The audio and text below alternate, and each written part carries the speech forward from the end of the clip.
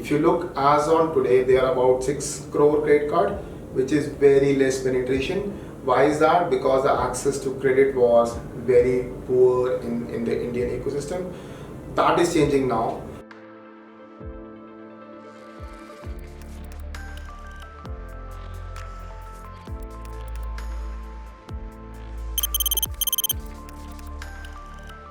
So a business in many ways behaves like a human being, right? It has its own assets, its own liabilities, and the same way it also requires its own credit instruments.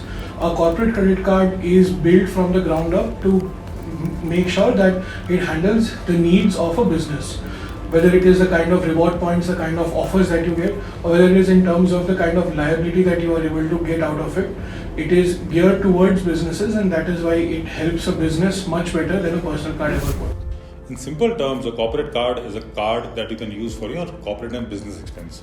For a small business, or for that matter any business, you would not want to mix your personal and corporate expenses under one card or one account.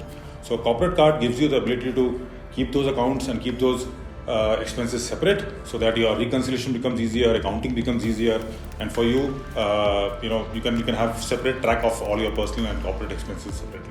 A corporate card is always issued on business name, on the assessment of business income. A personal card is always given to individual on the basis of their individual income.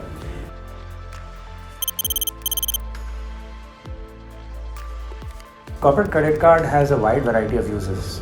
Depending on the size of businesses, different people use it for different purposes. For instance, mid and large enterprises use it for expense management and maybe travel expenses for their employees, whereas SMEs or smaller businesses use it for vendor payout. So traditionally, corporate cards were used mostly for T&E, which is travel and employee expenses. However, with the pandemic coming in, a lot of travel expenses have gone down. So we've seen a shift from the travel and expenses being majority of the spends for customers to marketing expenses, which has become far more prevalent now than before the pandemic, as well as the subscription payments. Now that we are going into a remote, a hybrid world, we are seeing more and more employees spend on tools that are required to do their work, and a corporate credit card helps them achieve that. As you scale, a corporate card becomes a tool to enable your team to make expenses. You can give add-on cards expressly to different teams within your organization, marketing, admin, finance, operations, to make those different expenses with, of course, checks and balances, and above all, visibility to you without your intervention needed for every small expense.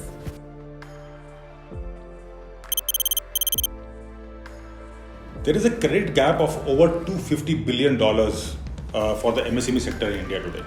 So for any business, whatever form of credit that one can get, it is important to take it and use it effectively. A corporate card not only gives you credit, but gives you free credit. And that's the reason why it is very important to maximize the free credit period as well as the amount that you have on a corporate card for any growing business. Early on in the business, a corporate card gives you immense power to do any kind of spends, as opposed to other payment methods which limit you in terms of recurring payments being set up properly, or only paying domestic vendors without any international enablement. Corporate cards lets you spend on international vendors, cloud services, SaaS subscription, stuff like that, and at the same time lets you set up recurring payments anywhere you want. And that is something which is very much an essential part of any business being set up today. I think the most important thing is that you never want to mix your personal expenses with your business expenses, right? It also helps you have that better control over spends, as well as having that better audit reports right at the start of the business. Historically, there has been two challenges and two significant changes which are happening in Indian ecosystem. One is how do you get access to credit? That is changing. A lot of fintechs have come in, and they are reworking on how you get an access to credit. And credit card is one of those innovations which have happened. Also, where you spend your credit is also changing. India is moving digital. Today we see that the Facebook AdWords, Google AdWords, these are the common spends for any businesses, and these are also evolving. So to manage Facebook AdWord, Google AdWord, or any of your marketing spends or any of your SaaS spends, you would need credit. If you have credit, you can make those spends accelerate your business very fast. So that is also changing. Corporate card has been gaining ground in the past 5 to 10 years as not just India but the world has been moving digital.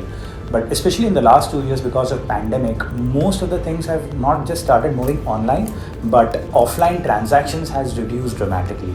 This has led to two things. One, since offline transactions have removed, more people need to do online transaction, and for which you need a credit instrument, and corporate credit card seems to be that instrument which covers most of the use cases. Two, and this is more which is going to affect the Indian ecosystem, is now in the online space, right? There's a lot more business opportunities which are available, which are not available offline, and because of which, if you see in the past 2 years, there's a lot more online businesses that have come up. For them as well, credit is a massive requirement, and that's also another reason why corporate credit card use has primarily risen dramatically in the last 2 years. I think corporate credit cards have always been extremely important for businesses. It's just that access to corporate credit cards has been very, very shallow until now. Traditional banks typically look at businesses that have spent more than 5-6 years before they actually issue credit to them. Now, with expenses going online, startups and fintechs have been able to understand the patterns of businesses at a very young age.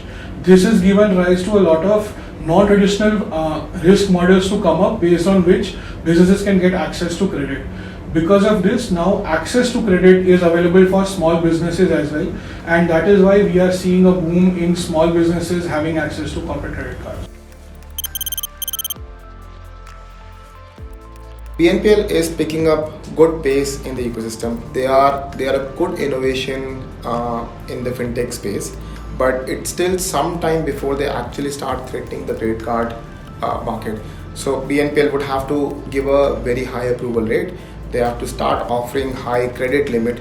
They would have to start looking at how they can be regulated tomorrow. All these aspects are something that BNPL has to solve and be appealing to the masses. Today, BNPL addresses mostly to the new to credit customers, whereas credit card is available to a huge mass of the audience. It's a good space, good innovation, but going to take some time before they start competing with credit card. If you look at the credit card industry as a whole, it has been in the world for over 75 years, so it's not going to go away in a hurry. BNPL is a very, very recent phenomenon. To make a BNPL transaction work, it has to be tied to multiple parties in the ecosystem. There is a seller, there is a buyer, and there is a financer. So every stakeholder has to come together and make the deal work. For a corporate card, Visa and MasterCard, for example, have already created a large network which has been prevalent for the last so many decades. So the usage of a card is far more prevalent than what a BNPL or what any other credit instrument would give you. And hence, I don't see corporate cards going away anytime soon. It'll always have an edge over BNPL, and it'll still be the most widely accepted credit product in the world.